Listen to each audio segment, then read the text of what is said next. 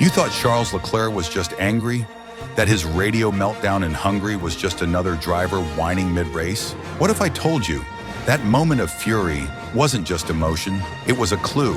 And according to Martin Brundle, it might have just revealed Ferrari's biggest secret weakness. Because here's the twist, Ferrari might have figured out a way to extract top-tier performance, but it comes at a huge risk.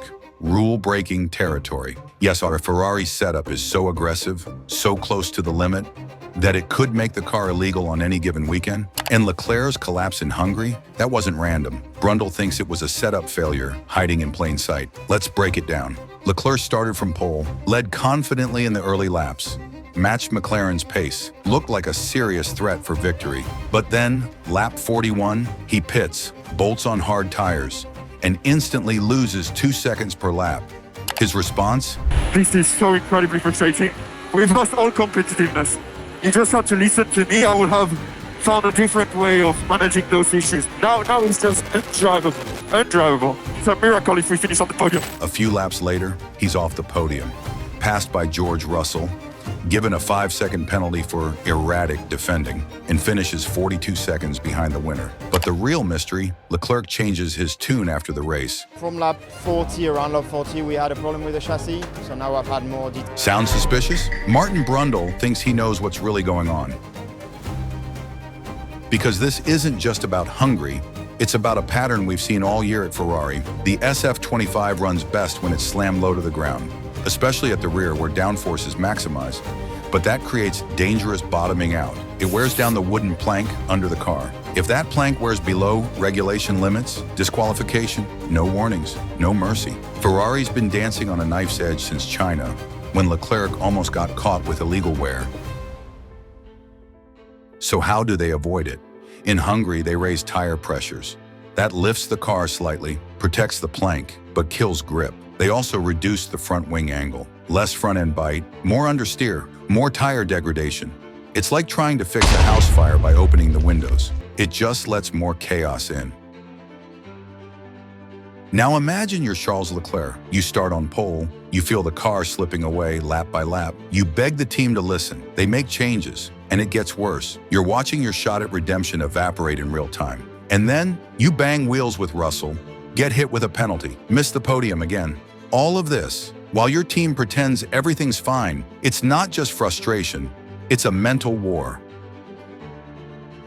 And here's where things hit hardest. Charles Leclerc has now won only once in his last 16 pole positions. The driver once hailed as Ferrari's future is stuck in a cycle of underachievement. And fans are starting to wonder, is this about Leclerc or about Ferrari sabotaging their own potential with broken strategy and overcomplicated setups? Brundle's theory paints a damning picture. This isn't about bad luck. It's about a fundamental design flaw the team is refusing to address. And Leclerc, he's starting to break under the weight of it. To be fair, Ferrari's low-rake concept does bring performance. Running the car that low can be the only way to match McLaren and Red Bull in qualifying. But if the trade-off is zero race pace, destroyed tires, and risk of disqualification, what are we doing here? And let's not forget, Leclerc is trying to carry a team that hasn't won a title in 15 years. Every failure cuts deeper. Every lost podium chips away at belief. And with Hamilton now in the other car, things are only going to get more tense in Maranello. So here's the real question. Is Ferrari deliberately risking legality to chase one-lap glory? And if so, how long before that gamble destroys both of their drivers mentally? Can Leclerc survive another year of pole-to-nothing races? Or will Ferrari's own philosophy turn both Charles and Lewis into casualties? You thought Lewis Hamilton was just going through a rough patch, a dip in form, a slow adaptation to Ferrari. You thought his cryptic post was just marketing? But what if I told you, this isn't about fashion, this isn't about retirement, and it's definitely not about giving up? What if August 8th is the beginning of something bigger than Formula One? Because what Hamilton just posted could change everything. It's not just a date, it's not just a teaser, it's a signal, a matchbox. The date, August 8th, a flicker of flame, black and white images of volcanoes and brutalist architecture, and the caption, "We've struck the match, now follow the smoke." This isn't retirement, it's ignition. Let's look at the facts. Earlier this year, Hamilton unfollowed everyone on Instagram, even his dog, Roscoe. Then out of nowhere, he drops this, a cinematic clip of shadows and fire, an aesthetic completely unlike anything we've seen from a racing driver. Fans immediately panicked. "It's over. Don't do us like this. Lewis, don't retire. Please, keep fighting." The speculation exploded. Is he leaving Ferrari already? Is he retiring mid-season? Is he launching a fashion brand, a fragrance, a tech company? When asked about it in Spa, Hamilton just smirked. What's happening on the 8th? Can't say. Not even a hint? Number, you've got to follow the smoke. That's not a denial, that's a challenge. So what does this mean for Formula One? Well, let's remember where we are. Hamilton just had one of the worst runs of his career. Ferrari's project looks unstable, and yet 2026 is right around the corner, with brand new cars, brand new engines, and a reset that could flip the grid upside down. Toto Wolff himself said, "Lewis has unfinished business in Formula One." And he's right. Hamilton didn't sign with Ferrari just to fade away. He came to build something. To win what no one ever won before, a title with 3 different teams. So if this announcement isn't about leaving, it might be about taking full control of his legacy. Because here's the internal battle. Lewis is 40. His talent is still there, undeniable, but the car doesn't respond. The results don't come. And the media, they've started sharpening their knives. Too old, too emotional, out of his depth at Ferrari. Even Bernie Ecclestone said he should quit, but Hamilton isn't quitting. He's evolving, and that's what August 8th could be about. This is a man who has always played the long game. Mission 44, his fashion collab with Dior, his production company, his growing presence in AI, fintech, sustainability. Every project, purpose-driven, every move, legacy-focused. So what if this announcement is about something even more radical? A new racing team for the electric era, a new brand that merges activism, art, and speed, a long-term vision that goes beyond the track. Because Hamilton isn't just a racer anymore. He's an icon, a movement, and movements don't retire, they ignite. Now let's be real. Could it be a fashion drop? Sure. Could it be a business deal? Absolutely. Could it be a major sponsorship or Mission 44 expansion? Very possible, but all the signs point to something more symbolic. The match, the smoke, the silence, the mystery. It's not just promotion, it's the beginning of something he wants us to feel. He's not selling us clothes, he's inviting us into a mindset, and maybe into his next revolution.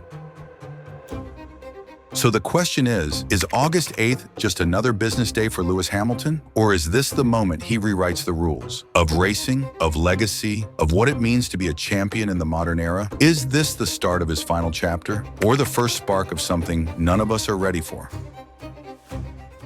You thought Lewis Hamilton was being sabotaged, that Ferrari gave him a slower car, a worse setup, and that maybe, just maybe, he was never meant to succeed in red. But what if that theory is completely wrong? What if the truth is more frustrating? Not betrayal, but confusion? Because this isn't a story about favoritism. It's a story about a legend, lost in translation. And here's the good news. There's no sabotage, no hidden agenda, no secret Leclerc car versus Hamilton car split. And that's not just speculation. That's straight from one of F1's most respected insiders. Former McLaren and Aston Martin strategist Bernie Collins has shut down the conspiracy. But her explanation might be even more painful for Hamilton fans to hear. Let's rewind. Hungarian Grand Prix 2025. Leclerc takes pole. Hamilton out in quarter 2, P12 on the grid. His reaction? Yeah, useless.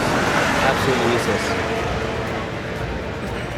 Any answers anywhere? I mean, this car, they're trying to get this car in a better position for you. The team has no problem. You've seen the cars on pole, so they probably need to change driver. Then came race day. No overtakes, no miracles. Just 12th place. While Leclerc fought for the podium, the internet exploded. Fans started digging, pointing fingers. Different setups, unfair treatment. They want Leclerc to win, and the theory gained traction. But here's what Bernie Collins revealed. Leclerc and Hamilton ran slightly different wings in FP1. After testing, Hamilton chose the same setup as Leclerc. The differences? Likely driver preference. One better for quali, one better for race pace. No conspiracy, just two drivers trying to find grip in a car that's unpredictable at best. And this matters far beyond just Hamilton versus Leclerc. Because Ferrari, they're second in the constructors, and McLaren running away with the title fight. Red Bull is in chaos. Mercedes is struggling with Kimi Antonelli's adaptation, and Ferrari knows they need both drivers at full power if they want to stay ahead. There's no logic in sabotaging Hamilton, not now. Not with 24 points separating them from Mercedes, not with 10 races to go. The team needs him. They just haven't figured out how to unlock him yet. But here's where it gets real, because Lewis Hamilton doesn't need help to doubt himself. He's in a new team, in a new car, at 40 years old, with a driving style built over 17 seasons, now clashing with the SF25's quirks. This isn't about being treated unfairly. It's about a champion losing connection with the machine. And when you've been one with the car your whole career, that disconnect, it's terrifying. But this is Lewis Hamilton we're talking about, 7-time world champion, the man who came back from setbacks time and time again, who turned criticism into fuel and always found a way to rise. He didn't come to Ferrari to play safe. He came to build a legacy that no one has ever built before. Champion with McLaren, dynasty with Mercedes, now redemption with Ferrari. That path was never meant to be easy, but that's what makes it historic. Still, we have to be honest. If Ferrari can't tailor the SF25 to Hamilton's driving style, if the team doesn't find a way to connect telemetry with instinct, if the culture gap grows wider, then yes, this could get worse before it gets better. But let's kill the conspiracy. There's no team order to make Lewis fail. There's just a puzzle no one has solved yet, and time is running out. So here's the question. Is Ferrari just too complex for Hamilton to master? Or is this just the dark tunnel before the comeback? Can a legend reinvent himself again? Or will this be the chapter fans struggle to read? Let's talk about it. Do you believe Ferrari is giving Hamilton the tools he needs? Or is something deeper going on behind the scenes? Comment your theory below. Hit like if you still believe in the comeback. And don't forget to subscribe if you're riding this storm all the way to victory or heartbreak, because this isn't just a season. This is the battle for Hamilton's final legacy.